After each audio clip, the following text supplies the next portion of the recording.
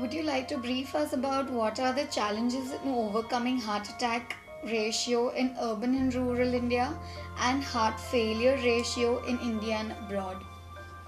Yes, I think it is very important to separate out heart attack and heart failure. Heart attack is something which everybody understands. Somebody gets chest pain, breaks into a sweat, and unless you treat them quickly and effectively, patient could be in serious trouble. So there is something where speed is required, and if you save time, huge gain in long term. Heart failure sometimes is sequelae of a heart attack, something which follows a heart attack after 3 months or 6 months. But many times it can be totally different. It means there will be no blockages and yet you will have a heart failure. So it's just that heart muscle has gone weak. It is not able to pump or generate enough strength to allow you to walk fast, and people feel out of breath, tired at the end of the day, and so on.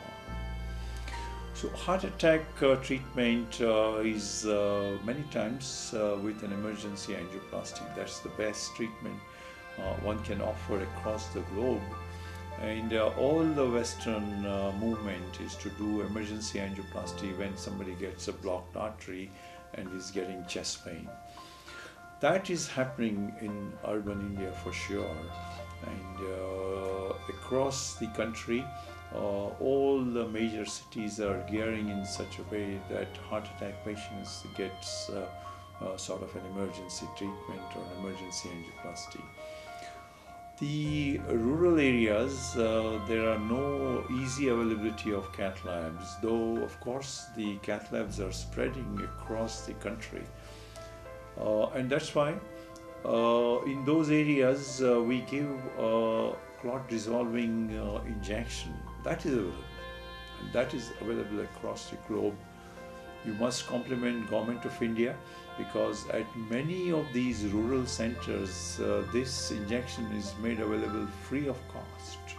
So patient even in a very remote setting in Himachal can get this injection and then brought back to a bigger town like Delhi or something and get his treatment. So same is happening across the country, that you get to a hospital to get an early treatment. In rural areas it could be this injection, in a city it could be an angioplasty in a cath lab. But whichever way, get the artery open, that is the motto for treating a heart attack patient. You know, the scene changes a little bit when we talk of heart failure. Many of these patients actually do not have a good future in long term. So we have to treat them with medications. Unfortunately, despite medication, their effectiveness, utility to the family, social responsibility, they cannot cope up. And that's why they need something more, and they could end up with a heart transplant. That's the extreme. But in between, we have certain devices. These are very fancy, very advanced technical issue in these, and these devices can make you safe. You can live longer and live a better quality of life. So these devices are getting more and more popular, more easily available, and I'm sure they are going to be of great help to heart failure patients. So heart failure patients need not get dismayed that they do not have a good future. I think there is certainly a hope, and things are definitely getting for better. Moving on to your tenure as the President of Cardiological Society of India, would you like to elaborate or brief us about the projects that you undertook as the President of CSI?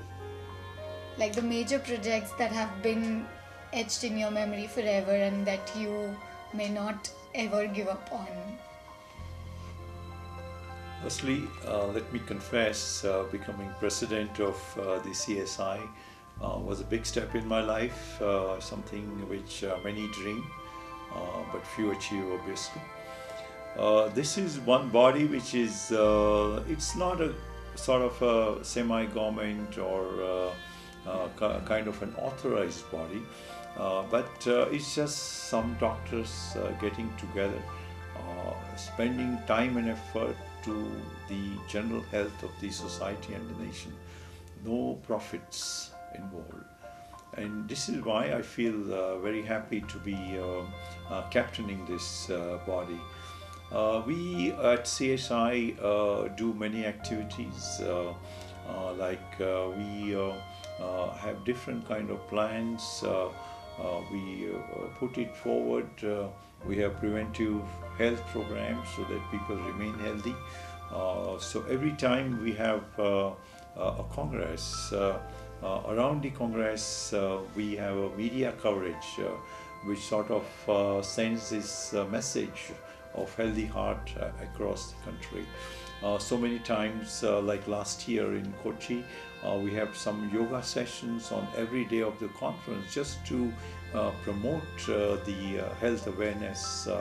Of course, we could do it only regionally, but since it gets a media cover, this kind of things get highlighted across the country. The subspecialties of CSI, we help the examination of children at different schools, and if they have any what we call as heart problems like a hole in the heart, we are in a position to advise them what is the best modality which can be done free of cost at the under the school health scheme programs. The CSI also has done a lot of work on hypertension. Many people are not aware that they have blood pressure. This is not just in India, but globally. Even in very highly educated countries, this is a scene.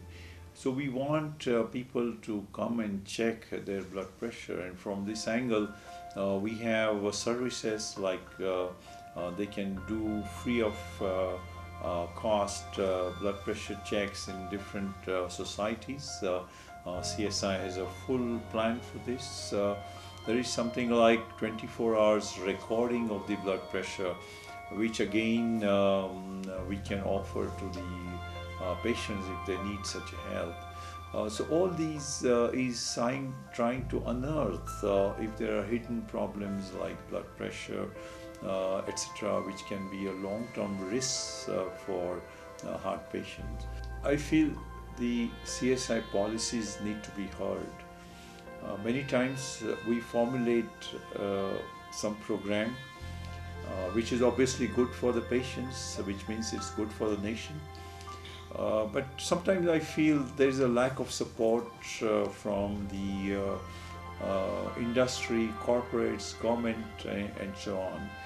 So I feel some of these policies which are especially for the nation, for this country, because this is healthcare can be quite different from what is in US or Europe. You cannot apply all those to our country. So CSI understands what is the need of our patients and how we can modify our health strategies to suit the Indian people. But many times they are not heard, and these policies are not implemented. So maybe if this happens in days to come, I will be a very happy president. How do you take care of your own heart?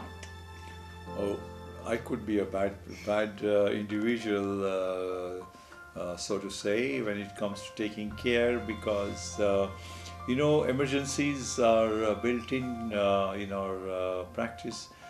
So it's not kind of easy. I remember I was to go for a small surgery at 6 o'clock, and we did one case at 12 at midnight, came home, slept for an hour, went back at 2 o'clock, again did one more case, and 6 o'clock I came in for my own treatment.